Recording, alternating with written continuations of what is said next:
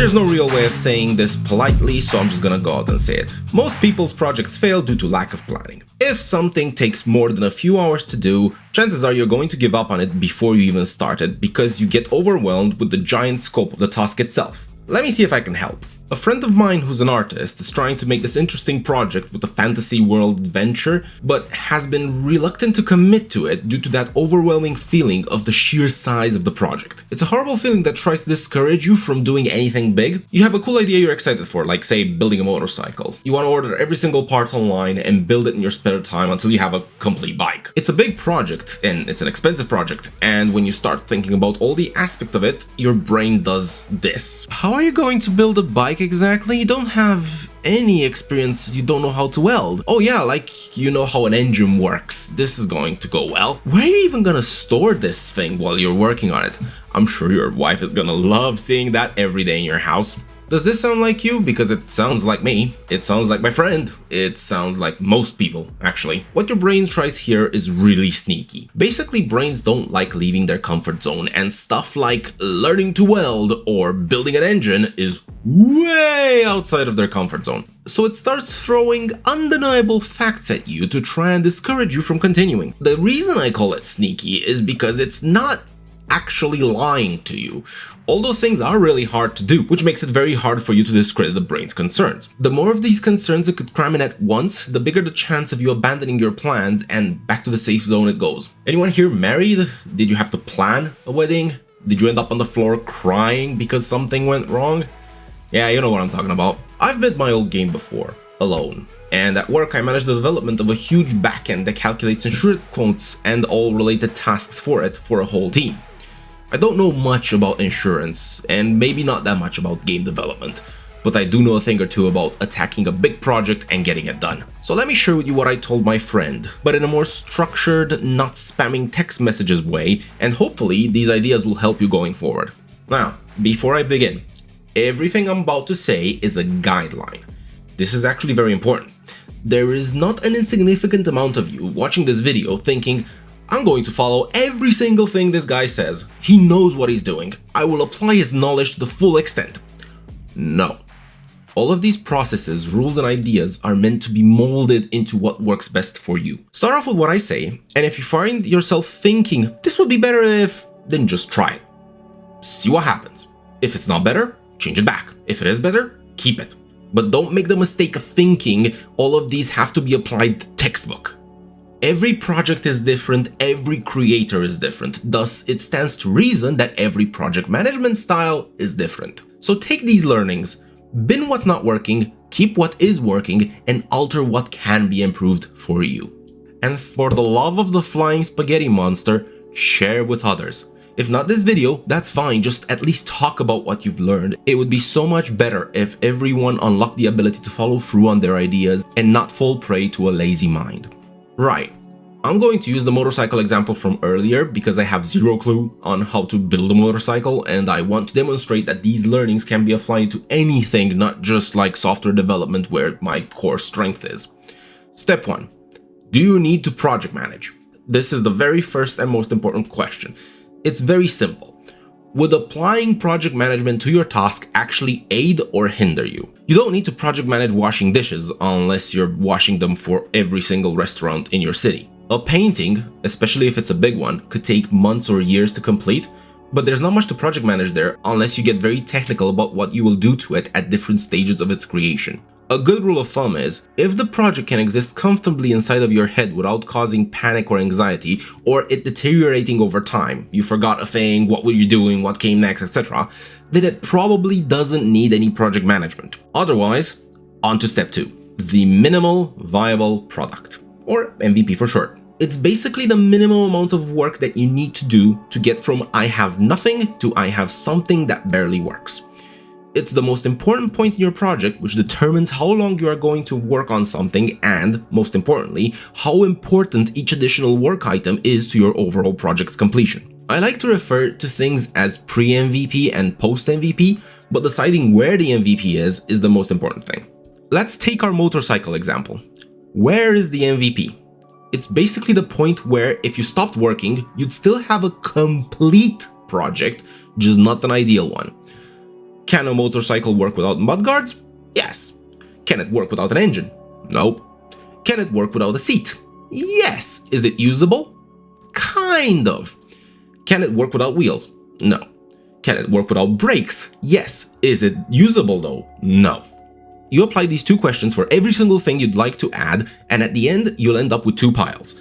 Things that you need and things that you want. This doesn't mean that the things that you want are not important. For example, if your project was to make a pink motorcycle, then the paint job would be part of the MVP. But then, would building a motorcycle be part of the MVP? Surely you can just buy a motorcycle and paint it. Or if you want to build a pink motorcycle, then you maybe have two projects there, building a motorcycle and painting a motorcycle pink. Your MVP could be affected by how you define your goal. I want to build a motorcycle is vastly different to I want to build a road legal motorcycle. And again, it might be better to break it down into two separate projects, just so you can stay focused. Speaking of breaking down, welcome to step 3, breaking down a project. Now we're getting to the step where you actually fix all that anxiety-inducing overwhelming feeling that your brain keeps trying to shove down your throat. Yes, it's the third step. Yes, it's not ideal. Life's not ideal. The success of your project hangs in how much you can break it down into small tasks that don't require project management. Basically, you're trying to get everything to a granularity that if you apply step 1 to them, the answer is, nope, I can just keep track of this in my head. There is no way I can break it down any further. And if you're thinking that's easy, it's not. You will forget, you will underestimate, you will overestimate, or you simply will just not know. That is all fine. I want to be the first to tell you that this isn't easy, and it's fine to think it's not easy. Just do it anyway.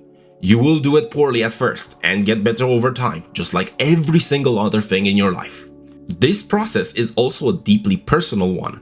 I don't know much about motorcycles, but that's a good thing because it will allow me to go through all these types of tasks I would need to do in order to get this project off the ground. You may be a lot more versed in building bikes or whatever it is that you want to do, and the breakdown might be easier or harder or more detailed. This is all fine. Nobody starts from the same point. Just take every single thing you need to do and split it down to the point where you no longer need to split it. Let's start the example. Bike MVP. I need for that an engine, wheels, a frame, brakes, a steering column, a fuel tank, handlebars, and... I'm sure that there's more stuff to a motorcycle. Task 1. Research all the parts of a bike. No point in me reinventing the wheel. This is the first thing I need to do since I don't know what I'm missing. So I'll add it to my list and carry on. I don't need to plan how to research these parts of a bike. I just have to go on the internet or at my local motorcycle garage and get that info. Okay, engine. Engines are complex. Bike engines are different to car engines. I know that much. Should I build my own engine or just buy an engine that's already made? Well, I want to build a bike. I don't really want to build an engine, so best I just get an engine. Task. Research engine options for my bike. Or maybe electric would be cool? Task. Research pros and cons of electric versus petrol engines in motorcycles. Depending on your level of experience, you will end up with more or fewer research tasks because I know nothing, I got a lot. And that's okay, because each of these tasks will result in new tasks. Let's say I did my research and figured out that I want to use a pre-built Yamaha 250cc engine. Cool, what now? Well, it's time to add tasks related to what I need to do next. Find retailers for the engine, get quotes from retailers on the engine, place order for engine, test engine when it arrives, mount engine to bike frame. Oh, wait, the bike frame will probably need mounting brackets. Design mounting brackets for engine, install mounting brackets on bike frame. Some of you might think, I don't need separate tasks for finding retailers, getting quotes, placing orders. I can keep track of all of that in my head. Are you sure? Will you not call the retailers and then 4 days later forget? Maybe you'll miss a retailer that you've contacted. If you can't guarantee you can keep it in your head, write it down. And that's it. That's Project Management 101. Here's the recap. You take a project, you figure out the MVP. You break down the tasks that you need to do and you separate them into pre-MVP and post-MVP. You keep breaking tasks down until you can either keep track of them in your head or you can do them in one sitting, and every time you discover something based off of your research or just stumble upon by accident, you add a new task to deal with that thing when the time comes for it. Easy, right? Well, no, not really. It's a lot of work and there are still problems. You can probably guess that the process above will generate a lot of tasks. Which ones are important? Which ones are not? Which ones do you do first? Why am I still watching this video? Because you can't get away from my charming personality. Please don't go, I have more info, I promise. Project Management 102. Organizing this mess. For this one, I'm going to introduce you to something a little more formal. Kanban. Every single software developer just rolled their eyes and became blind. Good. Kanban is a methodology for keeping track of things.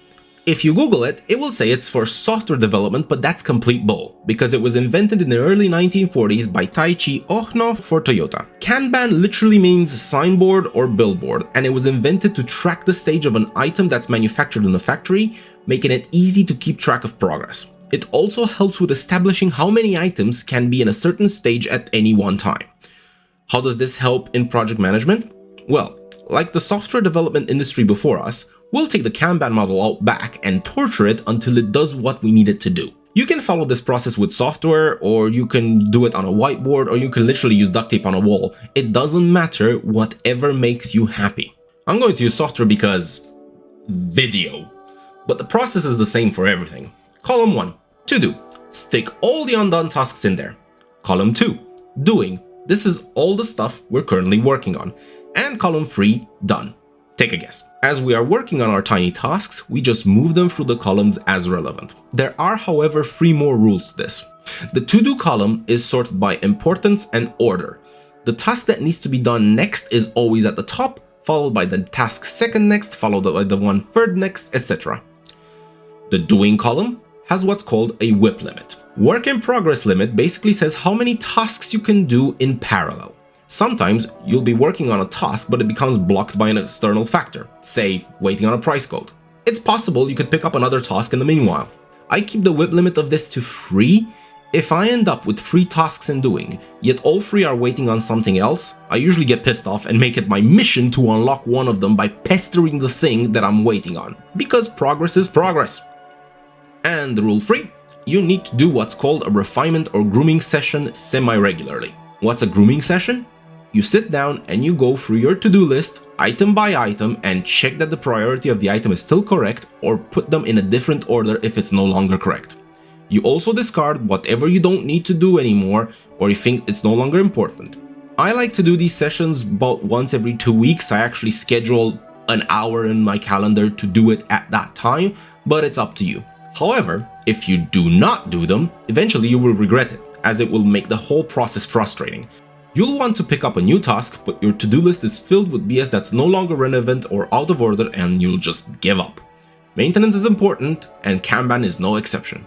The done list is just your bin, really. Finish something, goes into done. Don't want to do something, goes into done. Had too much food and you have leftovers, goes into done. So, with our motorcycle example, let's take our tasks from 101 and go through them. I'll start doing the first task and find people that are selling the engine I want. Okay, so I found 3 guys that sell them. I have right now a task that says get quotes from a retailer, but how do I know I've done all of the retailers? Or how do I know if I don't miss one? I'm gonna scrap that task, put it in done, and then create 3 new tasks, 1 for each retailer, so I can keep track of them individually. Let's start with the first one. Drag the retailer in. Okay, so I tried to call them over the phone, they didn't answer. I'll just drop them an email and it will stay there, and I'll continue with the second one. Let's drag the second retailer in. Okay, so this guy did answer the phone and gave me a quote, which is perfect. I'll write it down on the place order for engine task so I can keep track of it in that task and do it when I get to it. And that's done. However, the first retailer still hasn't replied. Let's start working on the third retailer, see what happens there. They also didn't answer the phone, so I dropped them an email too. Now we have 2 tasks stuck in doing. We can do one more thing. What's there to do? Can't place the order yet, can't test the engine, can't mount the engine because it's not here, can't link the engine to the gearbox. Design mounting brackets for the engine. Well, I don't have the engine, but I can probably find schematics and information about the mounting brackets on the internet. Let's add a new task to find mounting bracket specs, drag the card into doing, and start work on that in preparation for the design mounting brackets task. Next day rolls around. What's in my doing list? Has the first dude or the third dude replied? Third dude says he needs a few more days. First dude said nothing. Time to call the first dude again and see if they reply today, and then work on finding that info for these engine mounts. Everything gets done in its time, everything is tracked, nothing is lost, and it's granular enough that it doesn't feel overwhelming. I don't have to think about it, I just look at my list and do what it says. And the beautiful thing about this process is that you can customize it to be to your liking. Think it's too simple? Add a blocked column where you can put all the tickets you can't progress because you're waiting on something else. Don't want your done and discarded tickets mixing? Separate them. Whatever works for you. Experiment. Increase the whip limit to 6 and see what happens. Decrease it to 1 and see what happens. Bash at it until it does exactly what you need it to do in the way you want it to do it. It's by no means a perfect system and probably never will, but it's a start and it's miles better than no system. Don't think so? Only perfect systems are the only answer for you? Check out my video on perfect solutions fallacy. But otherwise, congratulations! You graduated your 101 and 102 lessons in personal project management. To get the rest of the course, it's only $1999.99 and it will increase your productivity by 3000%. Order it in the next 24 seconds and you can get it for the deep discount of just $99.95. A steal! Order now, or I'll keep your grandma locked in a cage. Okay, enough with the gags, but this should be enough to get you running. Anything more complex than this and we're likely going into team project management, which is a whole different, more complicated beast. If you need to do that, I recommend Googling and reading up on Scrum, which is a different project management style that's a lot more complex with meetings and ceremonies, but it's very efficient and getting teams to focus on a specific task, delivering them quickly and in an agile manner. And if you don't know what agile means, Google that too. Oh, and if this video has helped you get organized on a project, reinvigorated you to work on it, please link me the project. I'd really love to see it. Just drop it in the comments. I promise you that I want to see what you're working on, and I'm sure other people watching this video want to see it too. Peace!